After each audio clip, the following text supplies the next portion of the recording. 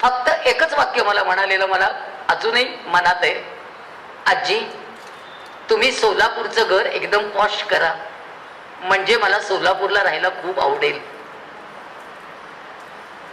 Posh करा. मुलांच्या घराबद्दलच्या कल्पना बदलल्या आहेत पुरुषांना. आपण जे जगलो असं आत्ताची पिढी जगायला तयार नाही. आपले काटकसरी स्वभाव आहेत. आपली काटकसर मुलांवर लादू नका. तुम्ही काटकसर लादू नका. सगळे पुरुष असंही कित्येक वेळेला मुलांना म्हणतात, अरे आम्ही एका शर्टवर दिवस काढले रे, आम्ही काय रे तेच वापरलं. मुलांना चालेल का हो? आता नवीन ड्युटीवर त्यांना जायचं असतं, त्यांना सगळं पॉश लागतं.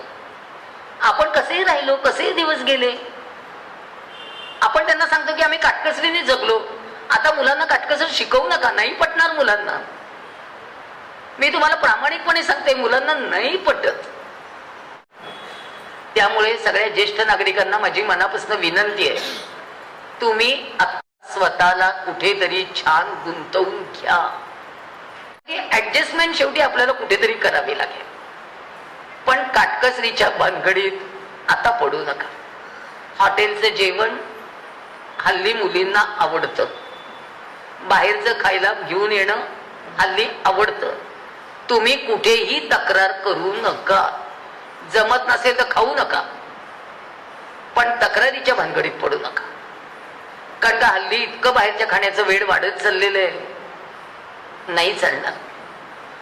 आणि बायकांनो, एक गोष्ट मात्र प्रामाणिकपणे, आता तुम्ही बाहेर ऑनलाईन जे बुकिंग करताय खाद्यपदार्थांचं, तेवढं मात्र करू नका. कारण का त्याच्यात धोके किती आहेत तुम्हालाही माहिती आहे. फक्त आपण मुलांशी हे बोलूया. तुम्ही जर सतर्क आई असाल तर बाहेरचे धोके मुलांना समजावून सांगा, सुनांशी बोला, तर हे समजले जाते. पण कुठल्याही प्रकारे काटकसर लादू नका. उधळेपणा पण करायचं नाहीये, काटकसर पण लादायची नाहीये. पण हे सगळं जर जमणार असेल तर पुढचं म्हातारपण चांगलंच आहे. नाही तर आता म्हातारपण हे आपल्यालाच नियम खूप आहे. आणि तरुण पिढीनं, आम्ही तुम्हाला लहानपणापासून इतकं छान वाढवलंय, आम्ही कष्ट केले, आम्ही उपकार नाही केले तुमच्यावर, पण थोडंसं आम्हालाही समजून घ्या ना. आम्ही फार वेगळ्या पद्धतीने वाढलो रे, आम्ही फार वेगळ्या पद्धतीने जगलोय. त्या जगण्याचे अर्थ खूप वेगळे होते. त्यावेळेला परिस्थिती नव्हती, त्यावेळेला आम्ही काटकसर करत गेलो. आम्हाला काटकसरीने जगायची सवय लागली आहे. आम्ही मुद्दाम नाही करत. पण तुम्ही तुमच्या बायकांना सांगा, आई मुद्दाम नाही करत. आई शिळी भाजी उरली तर का खाते, तर ती वाया जाऊ नये म्हणून खाते. तिला शिळं करायचे हौस नाहीये.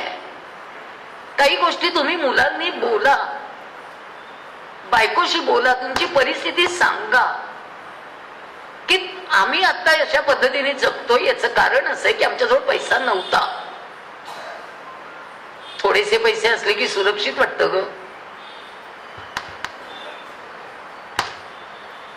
माझ्या मिस्टरांची सर्व्हिस प्रायव्हेट होती. प्रायव्हेट नोकरीमध्ये फंड नाहीये, आम्हाला पेन्शन नाहीये, पत्रकारांना पगार नव्हते. आम्ही काटकसरीने जगलो.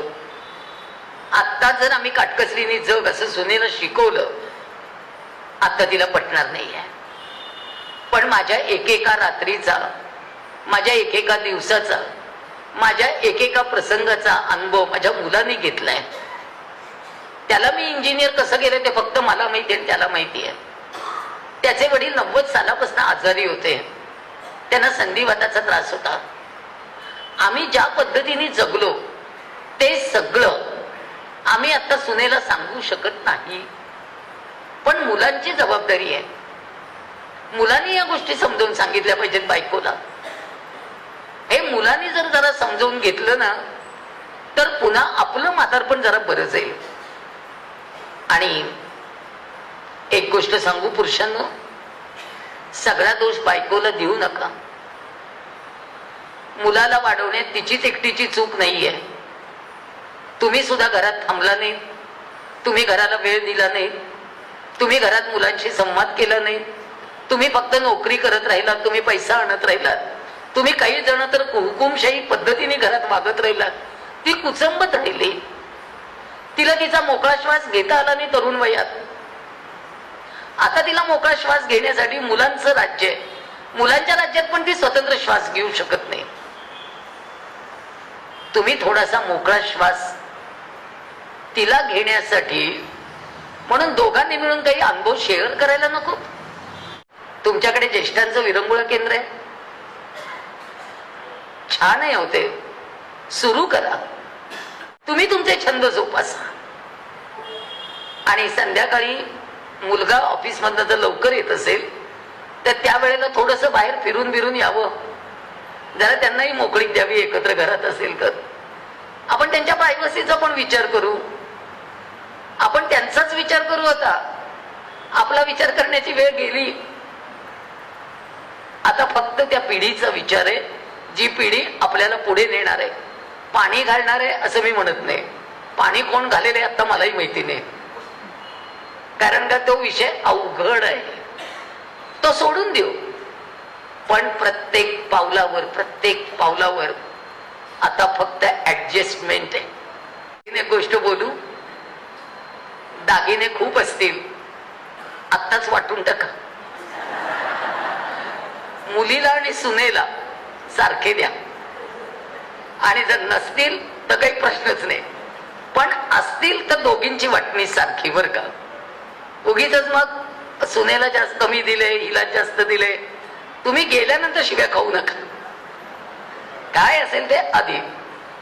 आणि एक गोष्ट खरी, मुलांना आत्ता आपण आहोत तोपर्यंत जे काही त्याच्या वाटणीच आहे ते तुम्ही लिहून ठेवा. मृत्यूपत्र करायचं प्रत्येकाने. आता पुढच्या पिढीमध्ये भांडणं नकोत.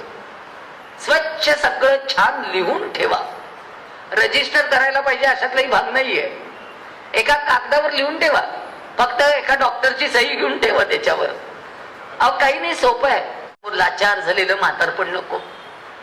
स्वाभिमानाने जगलोय, योग्य तिथे स्वाभिमानाने जगूया. पण ही नाती टिकली पाहिजेत, खूप टिकली पाहिजेत. आज नात्यांवर बोलते. तरुण मुलांनो आणि मुलींनो, तुम्हाला या नात्याचे अर्थ आत्ता नाही कळणार. जेव्हा म्हातारपण यायला लागतं, कृतांत कटका मलध्वज जरा दिसू लागली. जेव्हा म्हातारपण दिसायला लागतं ना, तेव्हा भीती वाटते बरं का. आणि एक विनंती करू, मुलं कुठेही राहायला जाऊ देत, गाव सोडू नका. त्याचं कारण असं आहे, त्या गावात तुमची माणसं आहेत, तुम्हाला ओळखणारं माणूस आहे. तुम्ही अडचणीत आलात ना तर ती माणसं तुमच्यापर्यंत पोहोचणार आहेत. ती तुमच्या जवळच्या माणसांपेक्षा तुमचं जास्त करणार आहेत. तुम्हाला काही व्हायला लागलं ना तर पळत पळत वर्तक तरी तुमच्यापर्यंत पोहोचणारच आहेत. प्रत्येक माणूस तुमच्यापर्यंत पोहोचणार आहे. त्यामुळे आपलं गाव नाही सोडायचं. किती मुलं म्हणाली पुण्यात येऊन राहा, तुमचं घर आणि तुम्ही लखलावेत, आमच्या अडचणीच्या वेळेला या, पण घर सोडून नको जाऊ. आज मी सगळ्यांना सांगते, आपली समोरचं ताट द्या पण बसायचा पाठ देऊ नका. हे बरोबर विवा शिरवाडकरांनी लिहिलं. माझा मुलगा त्याचे बाबा गेल्यानंतर खूप अस्वस्थ आहे. तो 42 वर्षाचा आहे. पण तो इतका रडतो की त्याचं रडणंच थांबत नाही. तो सोलापूरला आल्यानंतर यांच्या खोलीत बसून इतका रडतो. त्याला मी परवा म्हटलं, आशुतोष किती रडशील? आता 3 वर्ष झाली यांना जाऊन. तो म्हणतो, मी लहान असताना जर बाबा गेले असते ना तर आई फार बरं झालं असतं. मला त्यांच्या आठवणींचा एवढा त्रास झाला नसता. माझ्या मिस्टरांना एक फार चांगली सवय होती, पुरुषांनो, मुलांनी नमस्कार केला ना की ते त्याला मिठी मारायचे. मी यांना एकदा विचारलं होतं, आशुतोषने नमस्कार केल्यावर तुम्ही त्याला मिठी का मारता? तेव्हा ते म्हणाले, मला माझ्या हृदयाचे ठोके त्याच्या हृदयात ऐकू येतात आणि मला ते ऐकायला फार आवडतात. पुरुषांच्या मुलांविषयी असलेल्या संवेदना मला यांच्या आजारपणात कळल्या. ते इतके अस्वस्थ असायचे आशुतोषसाठी. ते जवळजवळ 7 महिने शेवटचे ऑक्सिजनवर होते. आम्ही घरातच ऑक्सिजन लावला होता. ते ऑक्सिजनवर होते तोपर्यंत मी म्हणायची तब्येत त्यांची ठीक होती, ऑक्सिजन मात्र रोज कमी पडायचं म्हणून लावावा लागायचा. ज्या दिवशी ते सिरियस झाले मी आशुतोषला फोन केला. तो पहाटे 3:30ला आला. गेट वाजलं नाही, दार वाजलं नाही, बेल वाजली नाही, पावलं वाजली नाही, तरी हे मला सांगतायत तो आलाय, जरा दार उघड. मी म्हटलं बाबा मला कसला आवाज नाही आला? ते म्हणतात नाही ग, माझ्या हृदयाचा प्रत्येक ठोका सांगतो ना तो कुठेतरी माझ्या जवळ आहे, मला अस्वस्थपणा आलाय, तू दार उघड.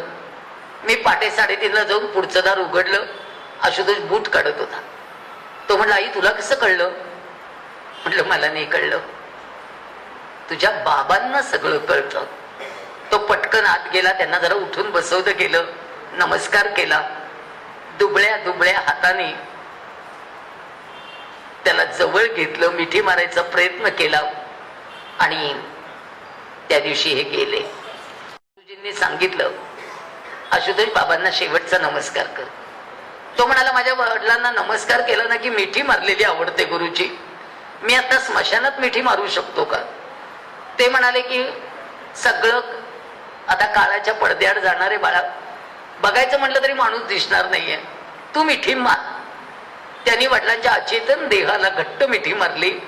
तशाही अवस्थेत त्यांचे 100 पापे घेतले आणि अग्निसंस्कार करताना आबाळाला पाजर फुटेल एवढा आंबरडा फोडून पोरगं रडलं आणि घरी येऊन मला सांगितलं आई आज ठोके संपले, आज स्पंदन संपली. म्हटलं नाही बाळा, भारतीय संस्कृतीतली स्पंदन कधी संपत नाहीत.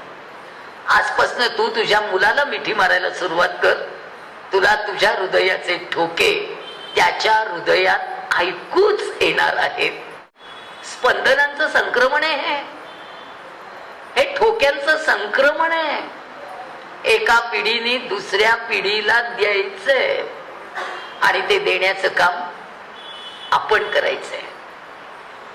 आपण संस्कार जपायचेत, आपण नाती जपायचेत. त्यामुळे सगळ्यांना नम्र विनंती, म्हातारपणी कितीही तुमच्या हातनं चुका झाल्या असतील, एखादं नातं मुद्दाम तोडलं गेलं असेल, आज सगळ्यांना फोन करून सॉरी म्हणून टाका. सगळी नाती जपा, नाहीतर पुढच्या पिढीला काका राहणार नाही, मामा राहणार नाही, आत्या नाही, मावशी नाही. तुमच्या पाठीमागे पडदा कोरा असेल. पडदे कोरे करू नका. जाताना तुमच्या पाऊल खुणा ठेवा. जाताना तुमच्या मनातलं वादळ मुलांसाठी शाबूत ठेवा. तुमचे संस्कार, तुमचं एकूण जगणं मुलांसाठी कायम आदर्श राहिलं पाहिजे. त्यामुळे आजपासून सगळी नाती जपा. प्रत्येक नात्याला असं वाटलं पाहिजे की आपलं आहे, आणि ही जर नाती जपलीत तर हे सगळं टिकेल. हा एकटेपणा कुणाच्याही वाट्याला येऊ नये बाबांनो. हा एकटेपणा अजिबात नको. यासाठी आजपासून आपण संकल्प करूया, नाती जपूया. आज नाती जपलीत तर म्हातारपण सुंदर आहे. तुम्ही छंद जोपासा, म्हातारपण सुंदर आहे. थोडीशी तडजोड करा, म्हातारपण खूप छान आहे. तडजोडीशिवाय जगता येणार नाही. आणि म्हातारपणात पांढऱ्या केसाचं वैषम्य बाळगू नका. ही शरीराची अवस्था आहे. मन मात्र अतिशय आनंदी ठेवून जगूया आणि जगणं सुंदर करूया.